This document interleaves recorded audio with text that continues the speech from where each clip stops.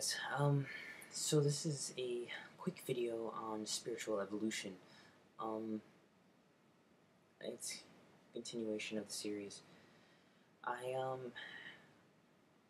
have found that there's so many similarities in various traditions, schools of thought that um, to try to argue one against the other is really a matter of which path on the mountainside that you want to take, because so many different schools and practices and theorists seem to be talking about the same intangible qualities, the same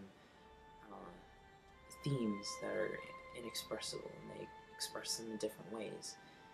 Um, After all, it is about contacting the inexpressible in any way we can.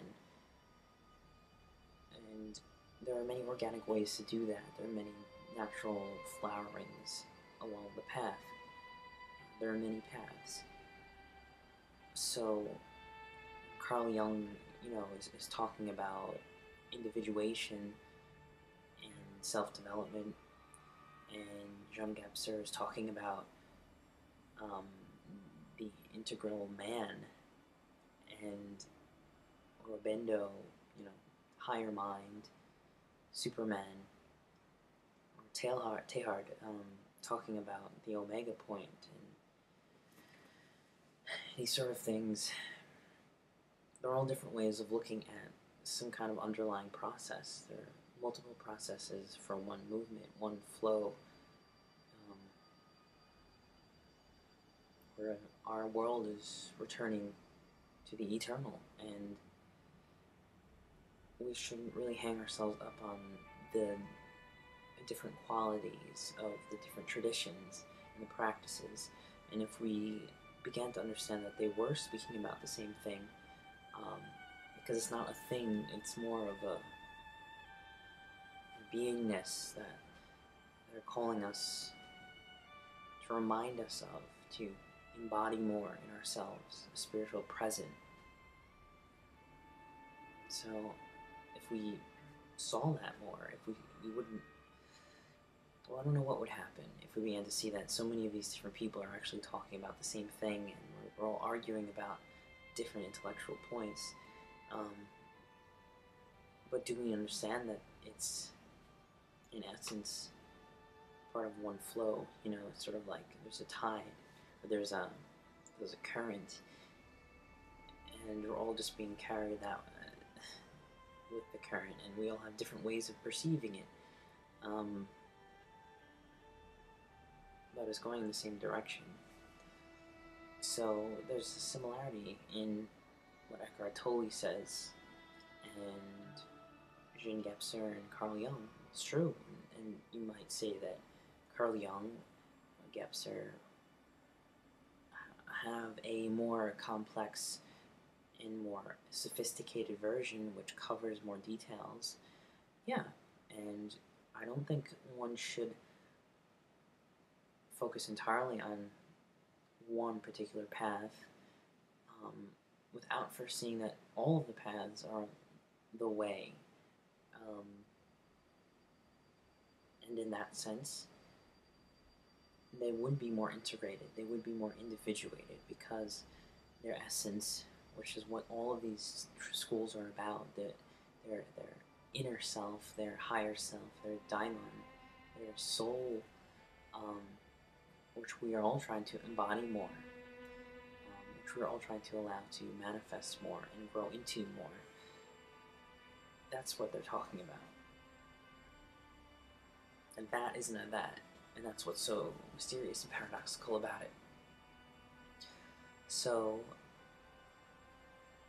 I feel kind of liberated, because I feel like there's less of a need to argue one particular ideology, one particular philosophical case. I think there is a need maybe to see more and to be more open and not cling so much to our ideas, but to allow ourselves to sink into the unknown, because if we do that,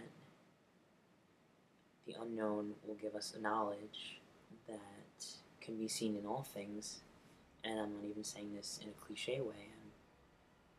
It's funny because you don't really know what to say when you really begin to sink into those ideas and see what they're pointing to. So,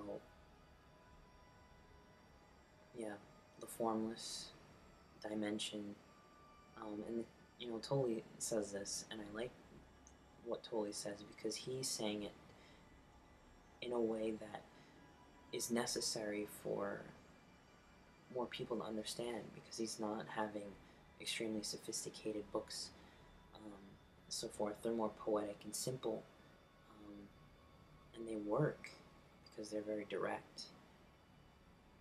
So what Tully's doing is great because it is part of this. It is not the only thing. It's not the only way, but it is a part of it, and it is meaningful for some people, and it helps them touch and reach the formless dimension of themselves, the unknowing of themselves, and be okay with that. And that's what it's all about. Because we are more than what we hold on to and what we imagine ourselves to be. We are more than our self-image and our personas. As Jung says, in the process of individuation, you go to the center of the mandala, and the mandala, its center is not a thing, and it's not necessarily a point. It's more like a space, which allows all things to be the formless center. And Jean Gebser described integral as he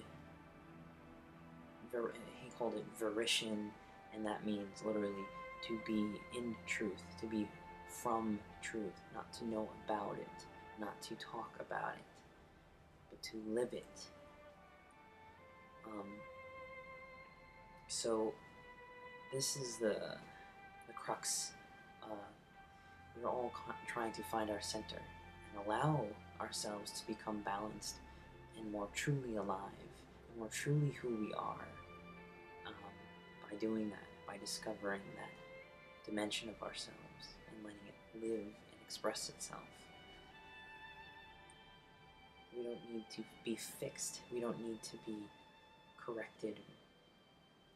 And this is why particularly I've been enjoying Jung, and he has been meaningful for me lately, because the center of the mandala isn't a thing in itself. And the problems occur when you begin to focus on the outer regions of the mandala, this aspect of yourself, that aspect of yourself. These are all just flowerings of something which is so beyond those things.